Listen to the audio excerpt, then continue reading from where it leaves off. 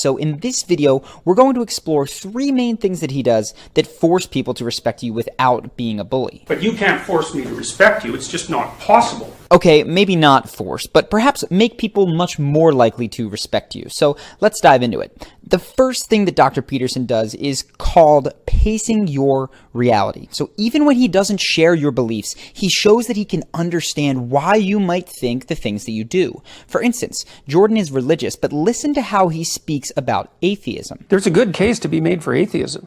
I mean, let's make no bones about it, because you could say in some sense there's been 300, 400 years of brilliant scientists who've been doing nothing but laying the foundation for an objective empirical atheism.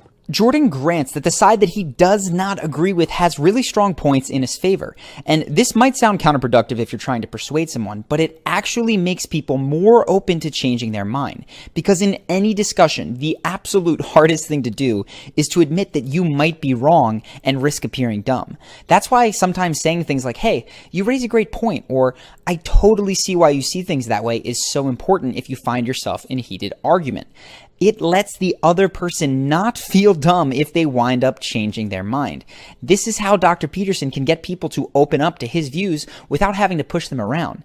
You can contrast that with the standard political discussion where 2 sides basically just yell their points of view at one another, like in this clip. If you work hard, if you get educated, if you're an honest person, you can make it in America. If you live in a neighborhood where poverty is endemic, it's harder to work hard. It's harder to get an education. Hey, it was harder for me. No one changes their mind from a discussion like this. So even though it might be tempting to quote unquote win an argument by making really incisive points that make the other person look dumb, you have to recognize that it actually makes them less likely to change their behavior if you don't also validate something about their position.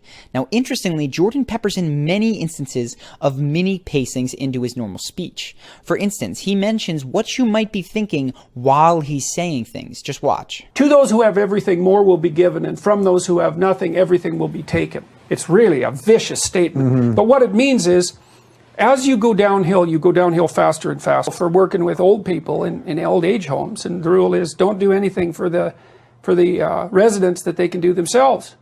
You think, well, that's pretty harsh. It's like, no, it isn't. You're helping them retain their independence. Then he stretches out and he'll go fight again. So antidepressants work on lobsters.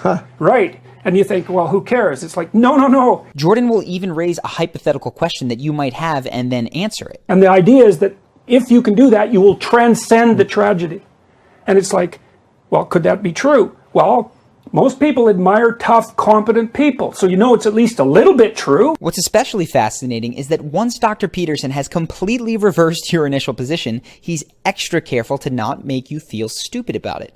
The other person needs to be able to save face, so he mentions one more time that he's not attacking. I mean, I get your point, and I'm not trying to denigrate it in any sense. There's a complex issue here. That's partially why so many people have had their minds changed by Dr. Peterson. He's not trying to make them feel dumb, he's trying to help them, to educate them. Contrast that with the quote-unquote own compilations on YouTube, where one person tries to make the opposing side and the opposing argument seem as stupid as possible. Be the same. They're against Mexicans, they're against Jews, they're against black people, they're against minorities. Where are all these Nazis? Everywhere. Oh, let's do a quick pan. And let's see them. No, there's one. No. Okay, so there's none here, so where are they? Which sometimes results in this. It's not the same. You're right. You're 100% right. It's not the same. America unsafe, okay? You don't have to cry. Yeah. I know it's hard. No, look, come here, honestly. It can be tempting to laugh when your side gets one up on someone from the other side. But when you make people feel stupid, nobody actually changes their mind. And while it might feel like you're a winner, you're actually completely ineffective at changing behavior. So if your goal is to make the world a better place, be like Dr. Peterson. Do your best to understand people's perspectives and give them credit for doing their best to figure things out, even if you disagree. And that's that Peterson can win respect without being a bully because he encourages dialogue. Now, one of the first clips that put him on the map and his most viewed to this date was a heated argument.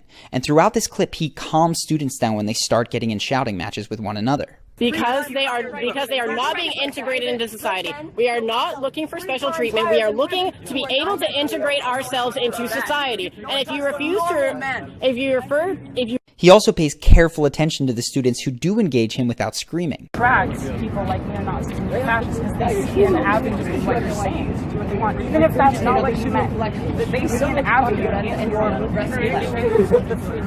Add all this up, and what you realize is that perhaps the biggest thing you can learn from Dr. Peterson is that if you want people to respect you, and you don't want to do it in a domineering way, you have to consider the other person. You consider their reality, and you pace it in your speech. You consider their attention span, and you wrap your points in engaging stories. And you consider that they may have something to teach you, so you speak with them rather than shout at them.